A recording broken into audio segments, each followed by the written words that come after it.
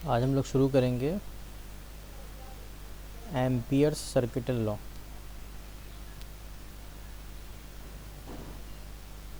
या सिंपल सा आप बोल सकते हैं Ampere's law.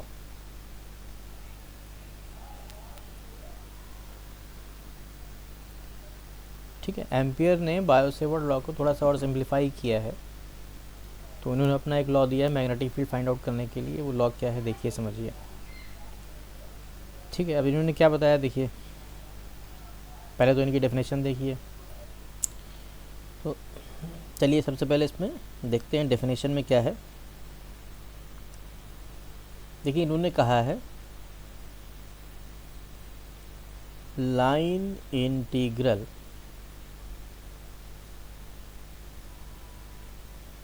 of magnetic field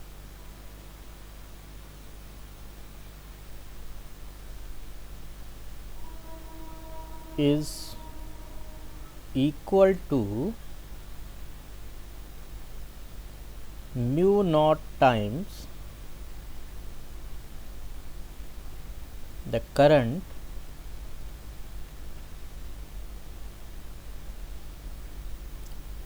में बल्कि नेट करंट। ठीक है,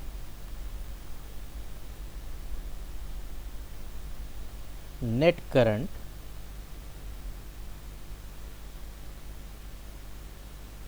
नेट इलेक्ट्रिक करंट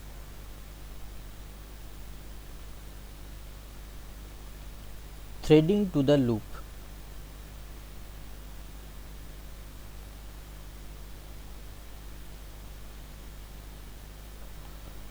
ठीक है, तो ये तो इनकी डेफिनेशन हो गई। अब इसका मतलब क्या है वो देखिए।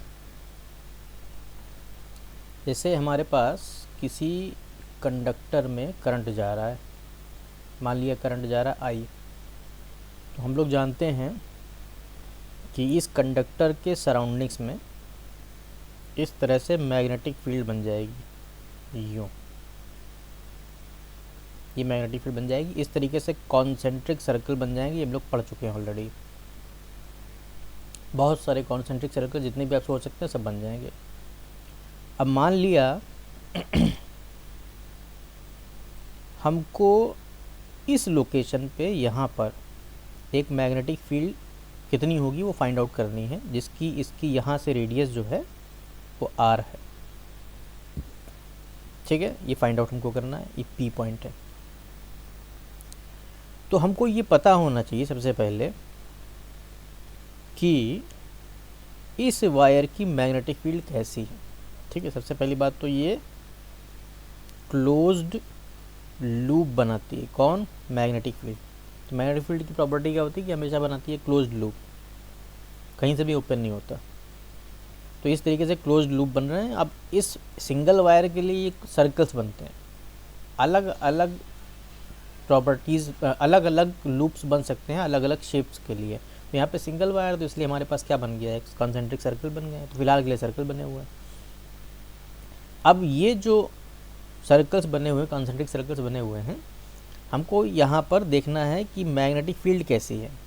तो हमको पता है कि मैग्नेटिक फील्ड जो है वो इस तरीके से एक लूप बनाएगी जो कि सर्कल की शेप का होगा। ठीक है, इतनी बात समझ में आ गई। अब इन्होंने क्या बोला, इन्होंने बोला line integral of magnetic field. सबसे पहले लाइन का मतलब होता है लेंथ। तो हम लोगों ने बोल दिया कि मान लो छोटी सी लेंथ है कोई dl, और इसको मल्टीप्लाई कर दिया किसके साथ, मैग्नेटिक फील्ड के साथ।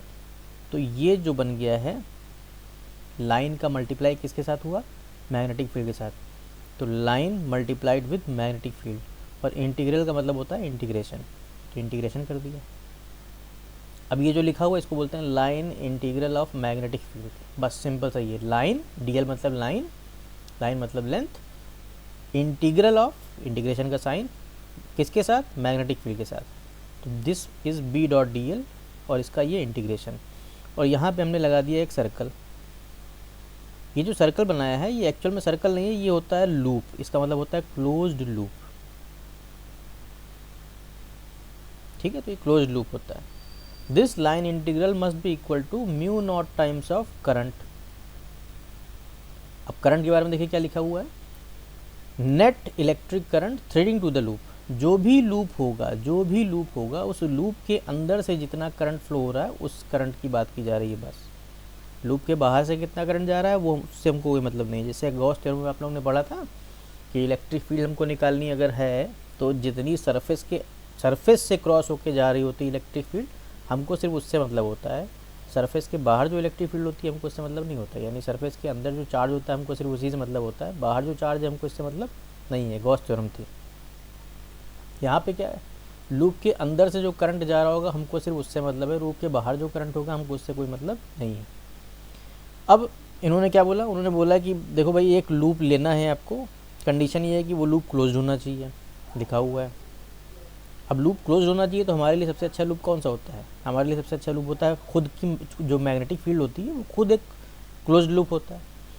जो मैग्नेटिक फील्ड है हम लोग उसी को लूप मान लेते हैं। बस हमको ये मालूम होना चाहिए कि वो जो वायर है वो मैग्नेटिक फील्ड बनाएगा तो वो किस शेप की बनाएगा। अगर हमको शेप मालूम है तो हम लोग लूप इमेजिन कर सकते हैं। तो हमें लूप इमेजिन करना होगा, लेकिन लूप इमेजिन करने से पहले हमको मालूम होना चाहिए कि मैग्नेटिक फील्ड कैसी है, किस शेप की है। ओके, तो हम लोगों ने मान लो यहाँ पे वायर सिंगल वायर है तो यहाँ पे लूप कैसा बनेगा, एक सर्कल बनेगा। तो यहाँ पे सर्कुलर लूप हम लोग इमेजिन कर सकते हैं। एक बात ये हो गई, समझ में आ गई बात। अब इस लूप में ये जो हमने लूप इमेजिन किया है,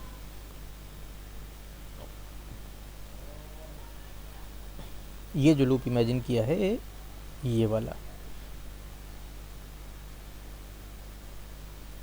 ये जो लूप इमेजिन किया है, अब इस लूप में अगर हम मैग्नेटिक फील्ड का डायरेक्शन फाइंड आउट कर लें, ठीक है, डायरेक्शन मालूम होना ज़रूरी है। तो डायरेक्शन के लिए मैंने आपको बता के रखा है, आप राइट हैंड आप कर्ल रूल यूज़ कर सकते हैं। राइट हैंड कर्ल रूल क्या होता है, देखिए अपने हाथ को ऐसे रखना है और अंगूठे को करंट के डायरेक्शन में रखना है। जिस तरफ करंट होगा उस तरफ अंगूठे रख देंगे और अपनी उंगलियों को घुमाना है। मेरी उंगलियां जिस तरफ भी घूमेंगी वो डायरेक्शन होगा मैग्नेटिक फील्ड का, बस सिंपल सा है, जिस तरफ भी घूमेंगी। अब मान लीजिए करंट ऊपर है तो मेरी उंगलियां यूँ घूम सकती हैं, यूँ तो घूम नहीं सकती हैं, तो ऐसे घूमेंगी, तो मेरे लिए मैग्नेटिक फील्ड का डायरेक्शन ये हो जाएगा। अब इसमें अगर आप ऊपर से देखोगे तो आपको लगेगा एंटी क्लॉकवाइज है, नीचे से देखोगे तो लगेगा क्लॉकवाइज है। वो डिपेंड करता है आप देख किधर से रहे, ठीक है। लेकिन हमको इससे फिलहाल मतलब नहीं है कि हमको देखना कहाँ से है, ठीक है, वो तो अलग बात हो गई कहाँ से देखना है। लेकिन डायरेक्शन फाइंड आउट करने का तरीका ये एक है, इमेजिन करके आप थोड़ा सोच सकते हैं इस बात को। तो अगर मैं यहाँ इस लूप की बात करूँ तो देखिए करंट इसमें ऊपर है, तो इसका मतलब डायरेक्शन ऑफ मैग्नेटिक फील्ड जो है वो कुछ इस तरीके से है। ये है डायरेक्शन ऑफ मैग्नेटिक फील्ड, ऐसे डायरेक्शन ऑफ मैग्नेटिक फील्ड, ठीक है। अब हमको एक डीएल लेना पड़ेगा। डीएल मतलब ये जो पूरा का पूरा लूप इमेजिन किया है इसकी जो पूरी की पूरी लेंथ है इसमें से छोटा सा पार्ट लेना पड़ेगा। तो मान लो मैंने छोटा सा पार्ट ये ले लिया, ये छोटा सा पार्ट ले लिया, इसको मैंने बोल दिया दिस इज योर डीएल। अब ये जो डीएल लिया है उसका डायरेक्शन किधर होगा, तो भाई उसका डायरेक्शन हमेशा इसी लाइन पर होगा, इसी लाइन के अलॉन्ग होगा। और जनरली हम लोग इसका डायरेक्शन उधर ही मान लेते हैं जिस डायरेक्शन में मैग्नेटिक फील्ड होती है, ठीक है। तो जो डीएल है इसके डायरेक्शन में ही मैग्नेटिक फील्ड है। अगर आप देखें कैसे, अगर मैंने देखो डीएल यहाँ पे ले लिया, ये डीएल ले लिया, तो मेरे डीएल का डायरेक्शन और मैग्नेटिक फील्ड का डायरेक्शन दोनों सेम है। सेम है मतलब एंगल कितना हो जाएगा, 0 डिग्री। ये बात क्यों बता रहा हूँ, क्योंकि अगर आप इसको आगे ओपन करेंगे बी डॉट डी एल को तो ये लिखा जाएगा ऐसे, B D L cos theta. तो थीटा जो होगा वो एंगल होगा किसके बीच का, मैग्नेटिक फील्ड और डीएल के बीच का। तो हमें एंगल भी मालूम होना बहुत ज़रूरी है, ठीक है। मेरे ख्याल से ये बात आपको समझ में आ गई होगी। इसका एक एप्लीकेशन देख लेते हैं तो आपको डिटेल में और समझ में आ जाएगा। जैसे क्या है एप्लीकेशन, पीछे हम लोग पढ़ चुके हैं लेकिन दोबारा देख लेते हैं। मैग्नेटिक फील्ड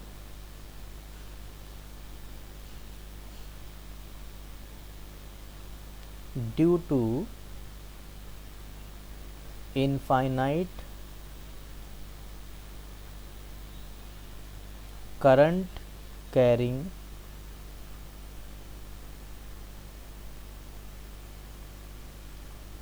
straight वायर, ठीक है। हमारे पास कोई वायर है, इनफाइनाइट लेंथ का है, मतलब इसकी स्टार्टिंग और एंडिंग हमको नहीं पता है। इस वायर से आर डिस्टेंस पर कोई पॉइंट पी है जहाँ पर हमको मैग्नेटिक फील्ड फाइंड आउट करनी है। ठीक है, तो फाइंड आउट करने के लिए हमको तो सबसे पहले पता होना चाहिए कि ये जो वायर है वो मैग्नेटिक फील्ड कैसी बनाएगा, तो कॉन्सेंट्रिक सर्कल्स बनाएगा। तो उसमें एक सर्कल ऐसा होगा जिसकी रेडियस आर होगी, बस वही उसी को हम लोग लूप मान लेंगे। तो ये हमारा हो गया एक लूप। ठीक है, तो ये हमारा एक लूप हो गया। अब ये जो लूप इमेजिन किया है इसमें सबसे पहले हमको निकालना पड़ेगा बी डॉट डी एल। और बी डॉट डी एल क्या होता है? बी डॉट डी एल होता है हमारे पास B D L cos theta. Okay, तो हमको सबसे पहले डी एल लेना है। तो ऊपर मैं बता चुका हूँ कि मैंने यहाँ पे डी एल ले लिया, मान लो छोटा सा कट लगा के, तो ये डी एल हो गया। और मैग्नेटिक फील्ड के डायरेक्शन की बात करेंगे तो मैग्नेटिक फील्ड का डायरेक्शन भी इधर ही है, दोनों का डायरेक्शन सेम है। इसका मतलब एंगल कितना है? 0 डिग्री है। तो अगर एंगल 0 डिग्री है तो हमारा हो जाएगा बी डी एल कॉस 0, और कॉस 0 की वैल्यू होती है 1, तो ये बी डी एल आ जाएगा। ओके, अब अगर हम यहाँ पर देखें तो मैग्नेटिक फील्ड कांस्टेंट है, इस पूरे के पूरे लूप पर मैग्नेटिक फील्ड कांस्टेंट है। लूप हमको लेना ही ऐसा है कि मैग्नेटिक फील्ड कांस्टेंट रहे, तो हमने उसको बाहर निकाल लिया। हमको सिर्फ इंटीग्रेशन करना पड़ेगा किसका? डी एल का। अब डी एल का इंटीग्रेशन करना मतलब हमको ये लेंथ चाहिए, ये जो लूप है इसकी लेंथ चाहिए। इसकी लेंथ क्या है? ये तो है सर्कल, और सर्कल की लेंथ मतलब सरकमफ्रेंस। तो सरकमफ्रेंस क्या होता है? 2 पाई इंटू रेडियस। तो हमारे पास बी डॉट डी एल आ गया। अब हमको निकालना होता है करंट, कि इस लूप में से करंट कितना निकल रहा है, इस लूप के अंदर से कितना करंट होकर जा रहा है। तो करंट जा रहा है इसमें से आई, नेट करंट लेना है, इतना ध्यान रखना है। ठीक है, हो सकता है एक से ज़्यादा करंट जा रहा हूँ, तो हमको नेट करंट चाहिए। तो करंट आ जाएगा कितना मेरा? आई। करंट चला गया। अब हमको इसमें लगा देना है क्या? इनका लॉ। अब एम्पियर्स लॉ क्या बोलता है? B dot D L must be equal to mu naught times of current. B dot D L की वैल्यू हमारे पास आई है बी इंटू 2 पाई आर, और करंट हमारे पास आया है आई। तो मैग्नेटिक फील्ड की वैल्यू मेरे पास आ गई है mu naught I upon 2 pi R. हम लोग पीछे निकाल चुके हैं बायो सेवर्ट लॉ में, आपको याद होगा यही फॉर्मूला आया था। और ये हमने इस बार जो निकाला है वो किससे निकाला है? एम्पियर्स लॉ से निकाला है, एम्पियर लॉ की हेल्प लेके निकाला है। ओके, तो हमें यूज इस तरीके से इसको करना है। ठीक है, बस इतना ही ध्यान रखना है कि हमारा जो लूप है, जैसे ये लूप है, तो इस लूप में से मान लो करंट जा रहा है ये आई,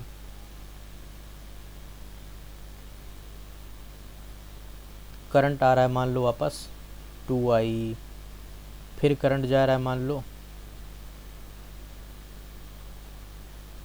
3i। तो नेट करंट कितना होगा? नेट करंट मान लेते आई डैश होगा। ठीक है, ये एग्जाम्पलर के लिए बता रहा हूँ कि करंट हो सकता है एक से ज़्यादा हो। तो देखिए जाने वाले करंट कितने हैं? 3i प्लस आई, तो इनको प्लस कर लिया मान लो, तो ये 4i हो गया। और वापस आने वाला करंट कितना है? 2i, तो इसको माइनस कर दिया हमने, तो हमारे पास कितना आ गया? 2i पॉजिटिव का। तो नेट करंट हमारा है 2i। जैसे चार्ज निकालते हैं, अगर मान लो गॉस थ्योरम हम लोग पढ़ते हैं तो हम लोग चार्ज निकालते हैं, नेट चार्ज कैसे? जो प्लस के होते हैं प्लस कर लेते हैं, जो माइनस के होते हैं उनको माइनस कर लिया, फिर प्लस में से माइनस को माइनस कर देते हैं, तो हमको नेट चार्ज मिल जाता है। ठीक है, तो ये होता है हमारा एम्पियर्स लॉ, बिल्कुल गॉस लॉ की तरीके से, बस इसमें हम लोग लूप इमेजिन करते हैं, उसमें हम लोग सरफेस इमेजिन करते हैं। दोनों में डिफरेंस सिर्फ इसी चीज़ का है। अब इस लॉ की हेल्प से हम लोग को 2 एप्लीकेशन इनकी पढ़नी है जो हमारे लिए बहुत इंपॉर्टेंट है। देखिए, एक एप्लीकेशन जो है magnetic field due to solenoid है। मैग्नेटिक फील्ड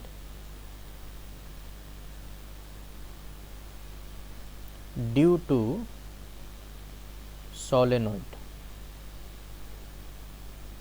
ठीक है, सोलेनॉइड से जो मैग्नेटिक फील्ड बनेगी वो हमको फाइंड आउट करना है। बायो सेवर्ट लॉ की हेल्प से थोड़ा सा डिफ़िकल्ट था, इसीलिए एम्पियर्स ने अपने लॉ बताए थे। इससे हम लोग फाइंड आउट कर सकते हैं सोलेनॉइड की मैग्नेटिक फील्ड कैसी होती है। उससे पहले हमको मालूम होना चाहिए सोलेनॉइड होता क्या है। तो देखिए भाई, सोलेनॉइड सिंपल सा होता है, आप लीजिए कॉपर का वायर, उसको इस तरीके से बहुत सारे टर्न दे दीजिए। अभी जो बहुत सारे टर्न दिए हैं, इससे जो बना है उसको हम लोग बोलते हैं सोलेनॉइड। तो ये क्या है सोलेनॉइड, बस सिंपल सा है। ठीक है, बनाने का तरीका बड़ा सिंपल है। कोई भी आप इंसुलेटिंग सिलेंड्रिकल शेप लीजिए, इंसुलेटिंग सिलेंड्रिकल शेप बोलना ध्यान रखिएगा। ठीक है, ये इंसुलेटिंग सिलेंड्रिकल शेप है। ठीक है, और इसमें आप टर्न लेते चले जाइए इस तरीके से। अब ये जो बनेगा वो होगा सोलेनॉइड। ठीक है, ये हो गया सोलेनॉइड। ठीक है, तो अब बीच वाला जो पार्ट है, जो इंसुलेटिंग मटेरियल है, उसको आप बनाइए चाहे ना बनाइए, उससे कोई मतलब है नहीं। इसकी हेल्प सिर्फ इतनी ली जाती है ताकि हमारे जो सर्कल्स हैं, यानी जो स्प्रिंग जो शेप है वो अच्छा बने, यूनिफॉर्म बने। ठीक है, तो इसके लिए सिर्फ इसकी हेल्प ले ली जाती है। बाकी हमारा सोलेनॉइड सिर्फ इतना, सिर्फ स्प्रिंग बना लीजिए बस, सोलेनॉइड बन गया। तो ये स्प्रिंग जैसा शेप होता है। कॉपर का वायर ऐसे लपेट दीजिए, बस काम हो गया।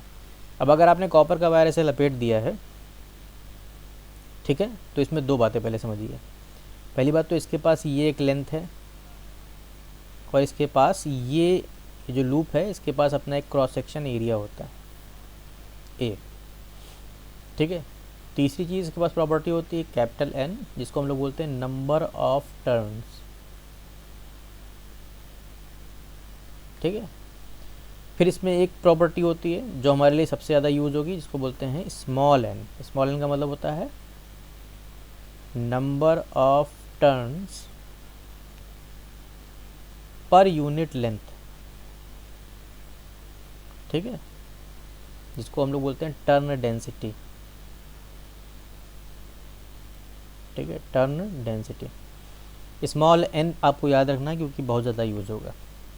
ठीक है, तो ये तो इसकी प्रॉपर्टीज़ हैं, यानी या इसकी क्वांटिटीज़ हैं जो एसोसिएट करती हैं सोलेनॉइड के साथ। Area, length, number of turns और टर्न डेंसिटी, जिसमें से एरिया और लेंथ का हमको कोई खास काम होना नहीं है। कॉम्पिटिटिव एग्जाम्स में अगर आप जाएंगे तो उसमें काम पड़ता है। हमको तो सिर्फ पढ़ना है क्या, 12th के लिए, तो इसका कोई ख़ास काम है नहीं, बस खाली समझने के लिए है इस चीज़ को। दूसरी चीज़ क्या है, देखिए हमारा जो सोलेनॉइड होता है, इसकी जो मैग्नेटिक फील्ड होती है उसके बारे में ज़रा कुछ बात करेंगे। ठीक है, जैसे यहाँ से करंट गया आई, तो यहाँ से करंट वापस आएगा आई। उसके अंदर कैसा करंट होगा वो समझना है आपको। अगर आप इमेजिन करें तो करंट यूँ जाएगा और यूँ वापस घूमते हुए ऐसे चला जाएगा। तो अगर आप इमेजिन करें तो जो टॉप पर है उसमें करंट बाहर की तरफ आता हुआ दिखेगा, मतलब डॉट का साइन दिखेगा। डॉट मतलब क्या, कमिंग आउटसाइड। तो यहाँ पे सब जगह डॉट हो जाएगा, मतलब coming outside, coming outside, coming outside, coming outside, सब जगह आप सोचिए कमिंग आउटसाइड। और नीचे क्या होगा, going inside, going inside, going inside. इस तरीके से आपका क्या होगा, इलेक्ट्रिक करंट, करंट के डायरेक्शन की बात हो रही है सिर्फ, इस तरीके से आपका करंट होगा। तो जब भी सोलेनॉइड में करंट फ्लो होता है उसमें एक मैग्नेटिक फील्ड जनरेट हो जाती है, ये आपने हाई स्कूल में भी पढ़ा होगा। अब जो मैग्नेटिक फील्ड जनरेट हो जाती है उसका जो डायरेक्शन होता है वो कुछ ऐसा होता है। ठीक है, यूँ।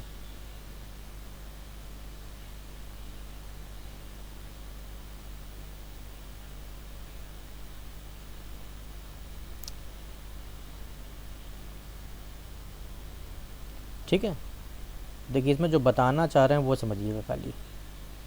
ये मैग्नेटिक फील्ड हो गई हमारी। ठीक है, इसमें अगर आप ध्यान से देखेंगे तो जो मैग्नेटिक फील्ड है उसमें जो इस सोलेनॉइड का जो सेंटर वाला पार्ट है, बीच वाला जो पार्ट है, वहाँ पे मैग्नेटिक फील्ड लगभग स्ट्रेट लाइन है। वहाँ पे मैग्नेटिक फील्ड लाइन लगभग स्ट्रेट लाइन है, और बाहर की तरफ एक सर्कुलर, सर्कल नहीं बन रहा एग्जैक्टली, लेकिन कर्वेचर वाला पार्ट हमको मिलता है बाहर की तरफ। ठीक है, लेकिन सेंटर की तरफ कैसा है, लगभग स्ट्रेट लाइन है, स्ट्रेट लाइन ही आप मान के चलेंगे, क्योंकि हम लोगों के सिलेबस में जो हमको सोलेनॉइड पढ़ना है उसका नाम है लॉन्ग सोलेनॉइड। अब लॉन्ग में और शॉर्ट में क्या डिफरेंस है, बस आपको वो बात आपको बतानी है। देखिए मान लीजिए मेरे पास ये एक शॉर्ट है, ये शॉर्ट सोलेनॉइड हो गया, और हमारे पास ये एक लॉन्ग सोलेनॉइड है।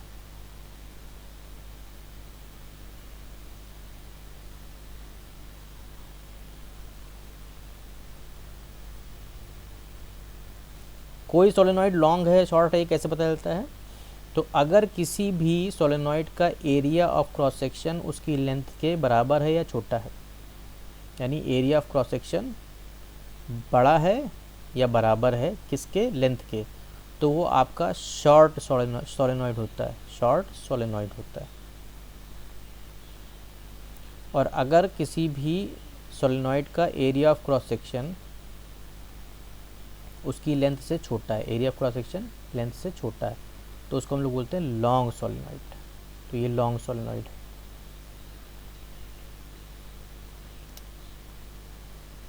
इससे क्या फ़र्क पड़ेगा उसकी बात करते हैं।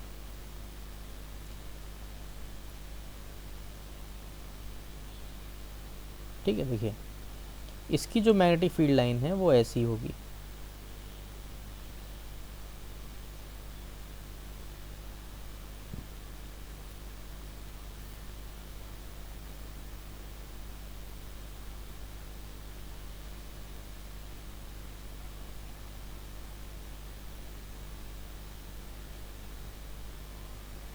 ठीक है। और इसकी जो मैग्नेटिक फील्ड लाइन्स है वो ऐसी होगी, देखिए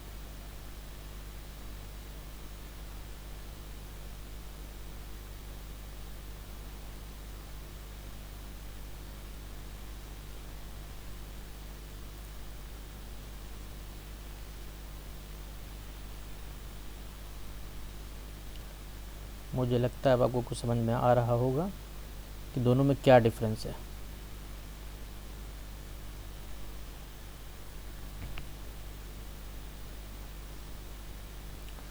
ठीक है, समझने के लिए इतना काफ़ी, आपको जो बताना चाह रहे हैं उसको देखिएगा। देखिए शॉर्ट सोलेनॉइड में और लॉन्ग सोलेनॉइड में डिफरेंस किस चीज़ का है। अगर हम लोग देखेंगे तो सोलेनॉइड के बाहर मैग्नेटिक फील्ड लाइंस दूर दूर हैं, ठीक है, यानी कि यहाँ पर मैग्नेटिक फील्ड डेंसिटी ये कम है।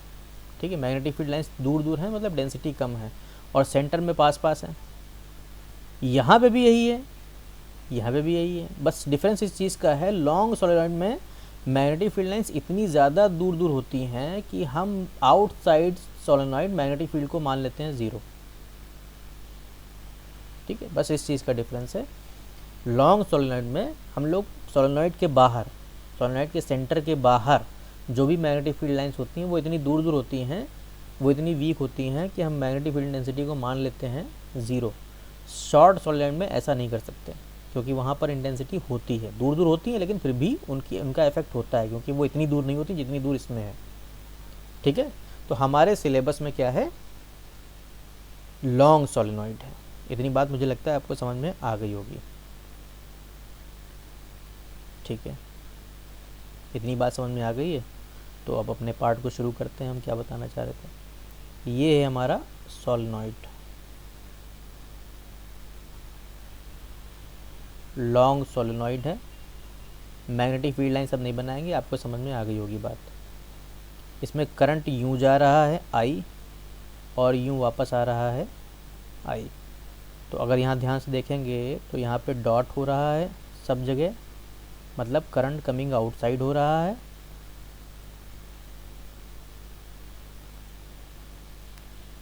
और नीचे की तरफ गोइंग इनसाइड हो रहा है। ठीक है, अब ये गोइंग इनसाइड कमिंग आउटसाइड ये सिर्फ डायरेक्शन के लिए यूज़ किया जाता है बस। ठीक है, मतलब ये जो हमारा प्लेन है, इस प्लेन में अगर आप देखेंगे तो मैग्नेटिक फील्ड जो आपका लूप बना हुआ है उसके सर्कल्स यूं यूं बने हुए हैं ऐसे। ठीक है, तो करंट यूं गया बाहर आया, तो कमिंग आउटसाइड ऊपर के लिए, फिर घूम के गया नीचे, तो ये गोइंग इनसाइड हो गया आपके लिए। आप अपनी तरफ से सोचिए ऐसे। आपके लिए ये प्लेन और पेपर है, उससे कमिंग आउटसाइड ऊपर, फिर घूम के जा रहा है नीचे, तो गोइंग इनसाइड। ये इस तरह का डायरेक्शन बना हुआ है, ठीक है। अब इसकी टर्न डेंसिटी हम मान लेते हैं स्मॉल n है, जिसकी वैल्यू हो जाएगी number of turns per unit length, अगर हमने इसकी लेंथ l मान के रखी है, ठीक है। यहाँ पे हमको लूप जो इमेजिन करना है उसका शेप जो होगा वो रेक्टेंगुलर हमको मानना पड़ेगा, क्योंकि यहाँ पे बीच में स्ट्रेट लाइन है और बाहर कर्वेचर है। तो हम लोग मान लेते हैं कि ये इसमें बना हुआ है लूप कुछ इस तरीके का,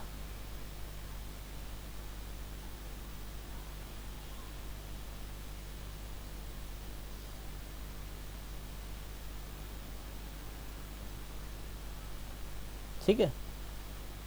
ये लूप हमारा हो गया है।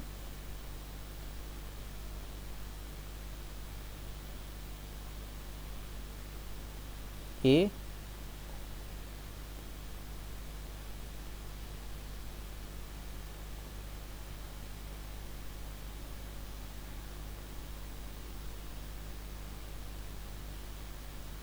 बी सी और ये डी, ठीक है। ये लूप है। इस लूप में यहाँ तक की लेंथ हम मान के चल रहे हैं एल है, ठीक है। अब आप इसको ऐसे सोचिएगा कि हमारा जो लूप है, ठीक है, अगर आप इमेजिन करिएगा तो ऐसे इमेजिन करिएगा कि हमारा जो लूप है, जो हमारा सिलेंड्रिकल लूप बना था, ये सिलेंडर जो था, ये लूप क्या कर रहा है, इस सिलेंडर को बीच में से काट रहा है, ठीक है। इस तरीके का लूप बना हुआ है ऐसा, इसको बीच में से काट रहा है, ठीक है। मुझे लगता है आपको ये बात समझ में आ गई होगी। ये लाइन अंदर से होकर गई है और ये लाइन दोनों बाहर निकल के गई हैं, वो ऐसे बना हुआ है। ये इस तरीके का लूप है, ठीक है। मुझे लगता है ये बात समझ में आ गई होगी। यानी अगर हम बात करें, अगर हम इसको साइड से देखें तो ये कुछ ऐसा दिखेगा। एक्चुअल में इमेजिनेशन में थोड़ी दिक्कत होती है, 3D शेप होता है, इसलिए आपको हर तरह से बताना पड़ता है। अगर हम इसको इधर से देखें तो ये ऐसा बना हुआ है, ठीक है। ये ऐसे सर्कल जा रहे हैं, ठीक है, और ये लाइन बनी हुई है ए और सी की, ये आपका लूप है ऐसे,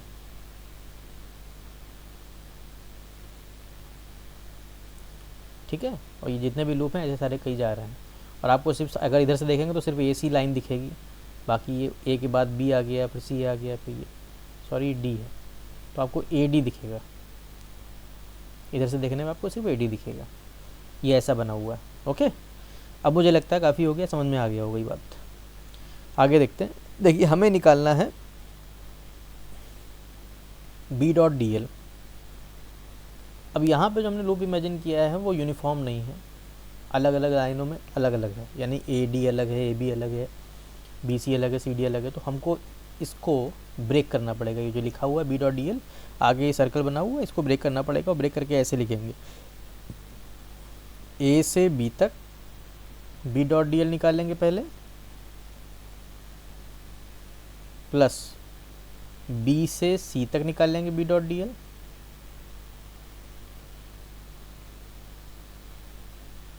प्लस सी से डी तक निकाल लेंगे बी डॉट डी एल,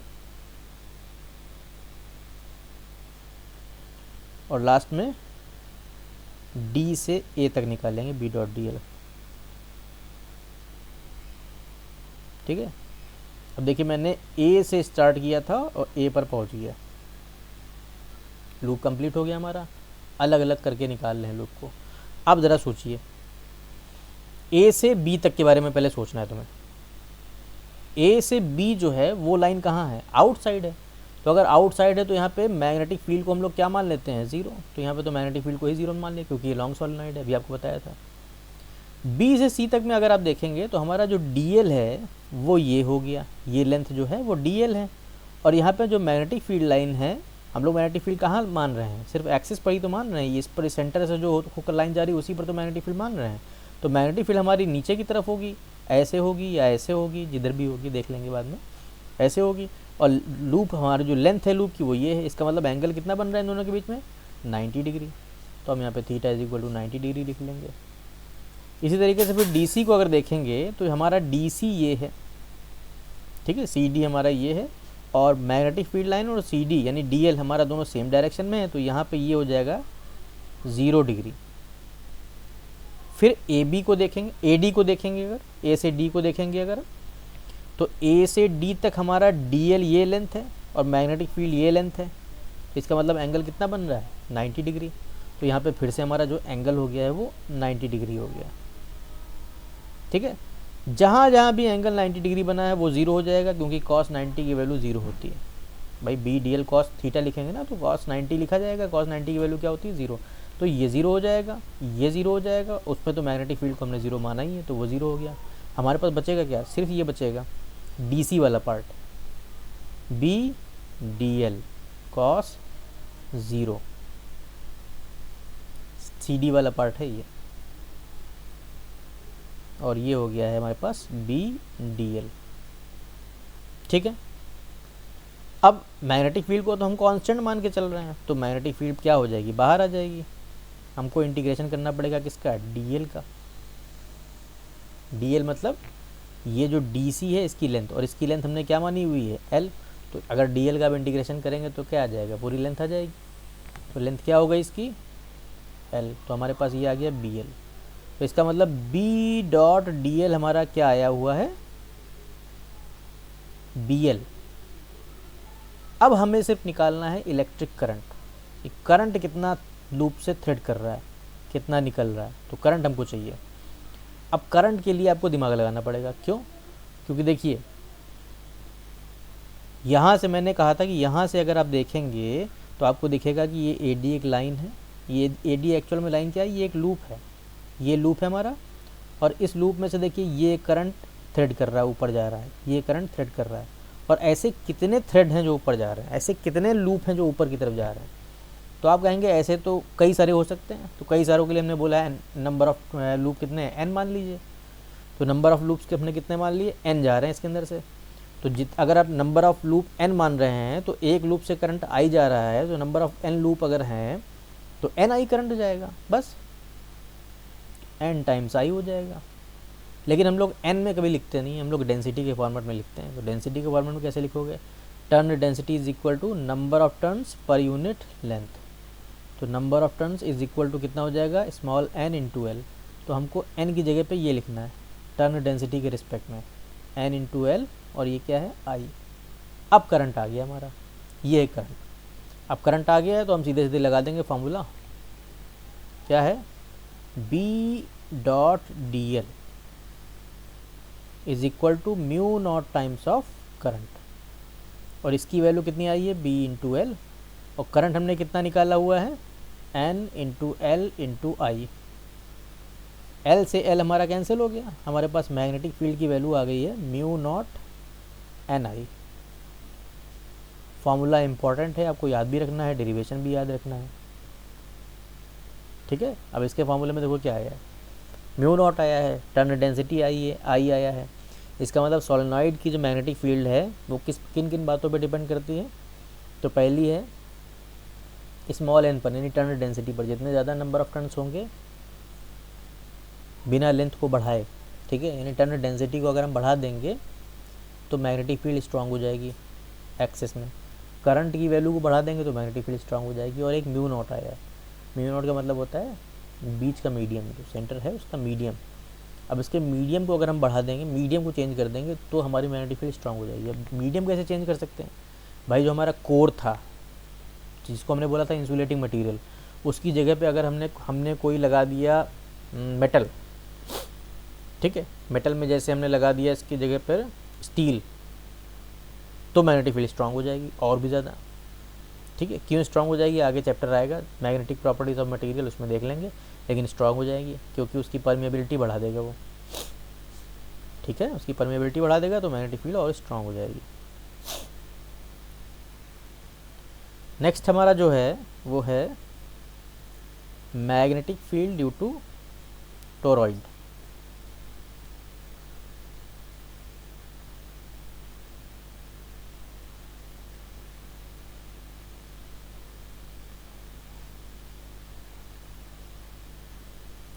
अब टोरॉइड क्या होता है? देखिए हमारा जो सोलेनॉइड था, अगर इसके एंड्स को पकड़ के हम आपस में जोड़ दें तो जो बनेगा वो टोरॉइड होगा। ठीक है, हमारा जो सोलेनॉइड था उसके एंड्स को आपस में पकड़ के मिला दें, जो बन जाएगा वो क्या हो जाएगा? टोरॉइड। जैसे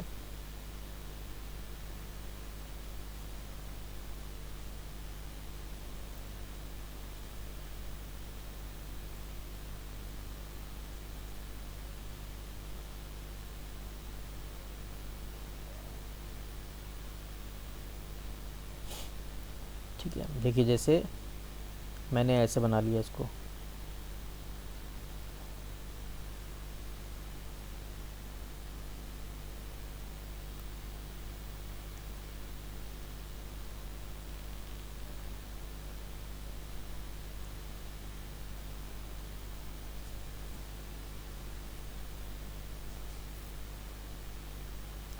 अब ये जो शेप बन रहा है, देखिए इसमें मेरे जो ये वायर हैं जो जा रहा है इसके ऊपर से, ये दूर दूर लग रहा है। दूर दूर इसलिए बना रहे हैं क्योंकि ज़्यादा टाइम ना लगे, ये होते पास पास ही हैं। जैसा सोलेनॉइड होता है बस वैसा ही होता है, बस इसके सोलेनॉइड के एंड्स को आपस में मिला दीजिए।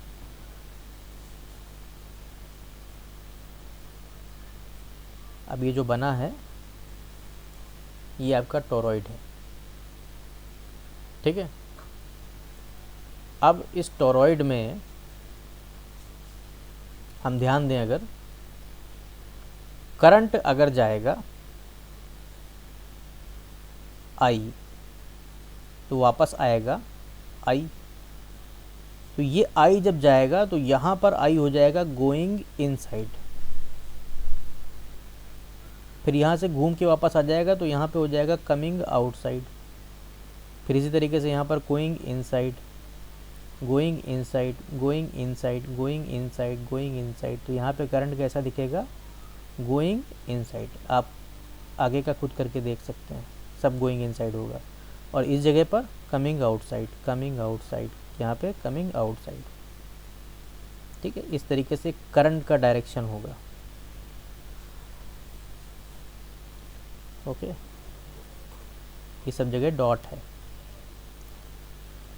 ठीक है, सेम इसी तरीके इसमें भी होता है टर्न डेंसिटी। तो टर्न डेंसिटी मैंने स्मॉल एन मान ली, और यहाँ पे एक पॉइंट मैंने ले लिया यहाँ जो बाहर है, जिसको मैंने P1 बोल दिया। एक पॉइंट मैंने ले लिया जो इसके एक्सिस पर है, जिसको मैंने P2 बोल दिया। और एक पॉइंट ले लिया मैंने अंदर, इसको P3 बोल दिया। तीनों ही पॉइंट पे हमको magnetic field intensity find out करनी है। जो P1 पॉइंट है वो आउटसाइड है। ठीक है, P1 पॉइंट जो है वो आउटसाइड है। तो सबसे पहले eight P1 outside the toroid. देखिए कहने को तो हम लोग डायरेक्टली कह सकते हैं कि टोरॉइड के आउटसाइड कोई मैग्नेटिक फील्ड नहीं होने वाली है। क्यों नहीं होने वाली है? क्योंकि हमने जो सोलेनॉइड था, देखिए ये जो सोलेनॉइड के ये जो एंड जहाँ से मैग्नेटिक फील्ड निकल रही थी और पीछे वाले एंड पे जा रही थी, इन दोनों को तो मैंने जोड़ दिया ना। तो जब इनको मैंने जोड़ दिया है तो बाहर कोई मैग्नेटिक फील्ड जाएगी ही नहीं।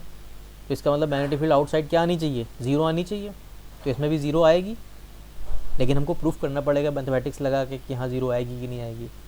तो उसके लिए हमको काम क्या करना पड़ेगा? हमको लेना पड़ेगा पहले, सबसे पहले एक लूप इमेजिन करना पड़ेगा। अब यहाँ पे लूप इमेजिन करना ज़रूरी है।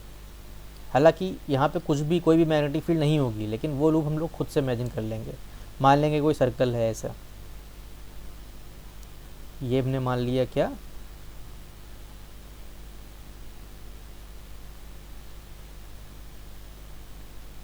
ये लूप हमने मान लिया। ठीक है, चलिए आप मान लीजिए यही लूप है। थोड़ा सा अलग जा रहा है तो क्या हुआ? ठीक है, ये लूप हमने इमेजिन कर लिया। अब ये जो लूप इमेजिन किया है, हमको इसमें निकालना क्या है? देखिए हमको निकालना इसके अंदर है B.dl is equal to mu naught I. अब इनमें से पहले इसको निकालो चाहे इसको निकालो, दोनों से काम चल जाएगा। तो इस बार हम लोग पहले इसमें करंट निकालेंगे कि देखें करंट कितना है। तो देखिए करंट निकालने का तरीका क्या है? ये आपका लूप है, अब इस लूप के बारे में आप सोचिएगा ऐसे, अगर इसको आप ऐसे देखेंगे, साइड से देखेंगे अगर आप, तो आपको ये यूं दिखेगा, ठीक है, ये आपको दिखेगा यूं कि आपका ये था सिलेंडर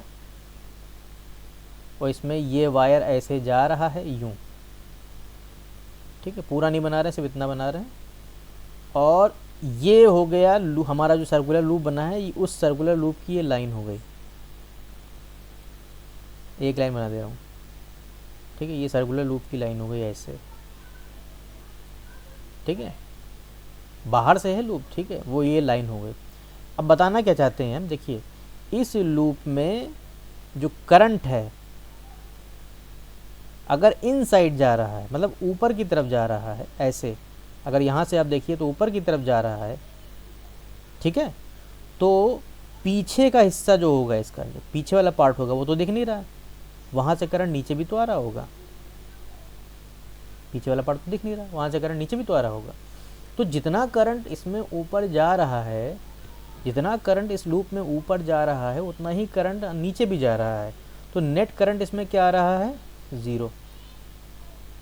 तो अगर नेट करंट इसमें ज़ीरो आ रहा है, इसका मतलब ये वाला पार्ट ज़ीरो हो गया है। तो हम लोग कह सकते हैं B dot D L zero हो गया है, B dot D L is equal to zero हो गया। और B dot D L is equal to zero हो गया है, इसका मतलब ये हुआ कि इन दोनों में से कोई भी एक क्वांटिटी जो है वो ज़ीरो है। अब डी एल ज़ीरो हो नहीं सकता, क्यों नहीं हो सकता, क्योंकि डी एल तो लेंथ है, और हमने जो लूप इमेजिन किया उसकी लेंथ तो ज़ीरो है नहीं, लूप हमारे पास जो है उसके पास लेंथ तो है ना, इसका मतलब डी एल तो आपका ज़ीरो हो नहीं सकता। तो अगर डी एल ज़ीरो नहीं है, इसका मतलब कन्फर्म्ड है कि बी ज़ीरो होगा। इसका मतलब outside the toroid magnetic field is always zero, ये प्रूफ हो गया। इनसाइड भी इसी तरीके से हम लोग प्रूफ कर सकते हैं। इनसाइड की अगर बात करें eight point 3 P3, eight P3 inside से मतलब ये वाले पार्ट से है, यहाँ पे जो है, ठीक है, इनसाइड का मतलब ये वाला नहीं है, ये टोरॉइड के अंदर, इसको बोलते हैं एक्सिस ऑफ टोरॉइड, ये एक्सिस है टोरॉइड की, इनसाइड उसको बोलते हैं।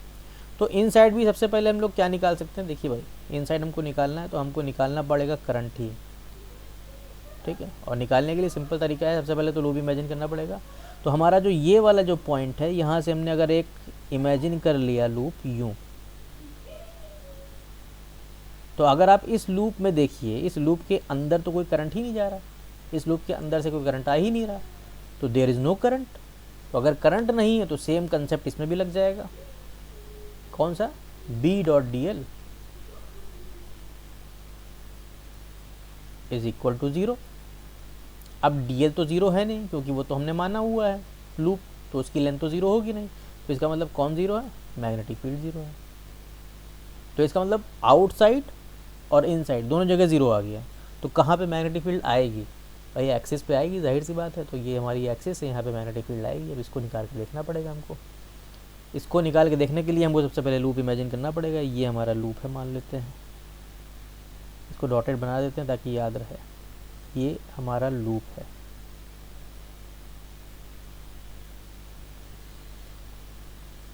अब अगर आप इस लूप पे ध्यान देंगे तो ये लूप आधा बना हुआ है, इसका मतलब सिर्फ इसमें आने वाला करंट है, जाने वाला करंट नहीं है। देखिए इसमें सिर्फ क्रॉस वाले आपको दिख रहे हैं, डॉट वाले नहीं दिख रहे हैं, डॉट वाले सब बाहर रह गए हैं, सिर्फ क्रॉस वाले हैं। तो इसमें करंट ज़ीरो नहीं है इस लूप के अंदर, तो इस लूप में करंट नहीं है, ये गलती नहीं करनी है। तो एट P2 एक्सिस पर हमको यहाँ देखना है, निकालना सबसे पहले बी डॉट डी एल है, B dot D L is equal to B D L cos theta, ये होता है, ठीक है। तो हमें सिर्फ देखना पहले एंगल देखना किसका, मैग्नेटिक फील्ड और डी एल का। अब देखिए डी एल हमारा ये है, तो मैग्नेटिक फील्ड किधर होगी, भाई मैग्नेटिक फील्ड तो एक्सिस पर ही होगी, इसी लाइन पर होगी मैग्नेटिक फील्ड, क्योंकि हमारे सोलेनॉइड में भी यहीं पर तो थी। हमारा जो सोलेनॉइड था उसमें मैग्नेटिक फील्ड सारी की सारी कहाँ थी, ये लाइन पे थी, ये बीच में ये वाली लाइन पर थी। इसका मतलब अगर इस लाइन पे थी तो इसमें भी तो इसी लाइन पर होगी मैग्नेटिक फील्ड। तो अगर इसी सर्कुलर शेप में मैग्नेटिक फील्ड है, यही सर्कुलर शेप हमने इमेजिन किया है, तो दोनों कैसी हो गई हैं, पैरेलल। पैरेलल हो गई हैं, इसका मतलब एंगल कितना बन गया है, 0 डिग्री। तो ये हमारे पास आ जाएगा B D L cos 0। Cos 0 की वैल्यू कितनी हो जाएगी, 1। तो ये आ गया B D L. Magnetic field को हमने कांस्टेंट मान लिया है, वो बाहर आ जाएगी। हमको इंटीग्रेशन करना पड़ेगा किसका, डी एल का। डी एल का इंटीग्रेशन करेंगे तो मान लेते हैं लेंथ आ जाएगी एल। किसकी लेंथ आई है ये हमारे लूप की लेंथ आई है। जो हमने लूप इमेजिन किया है डॉटेड वाला अंदर, ये उसकी लेंथ है, मान के चल रहे हैं एल है। और इसकी लेंथ आप कह सकते हो कि इसकी लेंथ बराबर है किसकी, इस टोरॉइड की लेंथ के।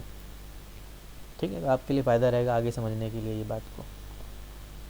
अब हमको निकालना है current.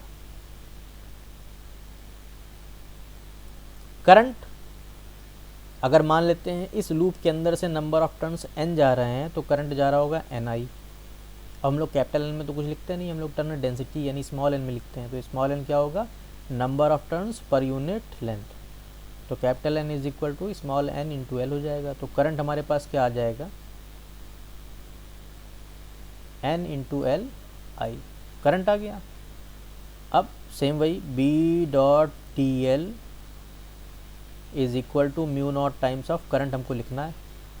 B dot D L की वैल्यू कितनी आई है, बी एल, और करंट कितना आया मेरे पास, एन इंटू एल इंटू आई। एल से एल चला गया, हमारे पास मैग्नेटिक फील्ड आ गई है म्यू नॉट एन आई, ये आई है। अब ये तो आपकी बिल्कुल सोलेनॉइड की मैग्नेटिक फील्ड की तरीके से आई है, आनी भी चाहिए थी, क्योंकि था तो ये सोलेनॉइड ही, बस हमने मोड़ के ऐसे बना दिया था। और इसमें हमने सोलेनॉइड में एक अप्रॉक्सीमेशन भी लिया था, आपको याद हो लॉन्ग सोलेनॉइड में, कि outside the solenoid magnetic field is 0। तो उसमें तो हमने मैग्नेटिक फील्ड को 0 बोल दिया था आउटसाइड। तो अगर आउटसाइड 0 है तो सारी की सारी मैग्नेटिक फील्ड कहाँ थी, उसकी एक्सिस पे थी। तो अगर सारी की सारी मैग्नेटिक फील्ड एक्सिस पे थी और इतनी ही थी, तो इतनी ही तो टोरॉइड में भी आनी चाहिए, तो इसलिए आ गई है। तो टोरॉइड में भी ये आपको याद रखना है, magnetic field this mu not an I, formula याद रखिएगा। डेरिवेशन ज़्यादा इंपॉर्टेंट होता है क्योंकि एग्जाम में डेरिवेशन पूछा जाता है इसका भी सोलेनॉइड का भी, तो आपको आना चाहिए। ठीक है, तो ये हमारी एम्पियर्स लॉ की एप्लीकेशन हो गए। इसके आगे की बातें हम लोग नेक्स्ट क्लास में करेंगे।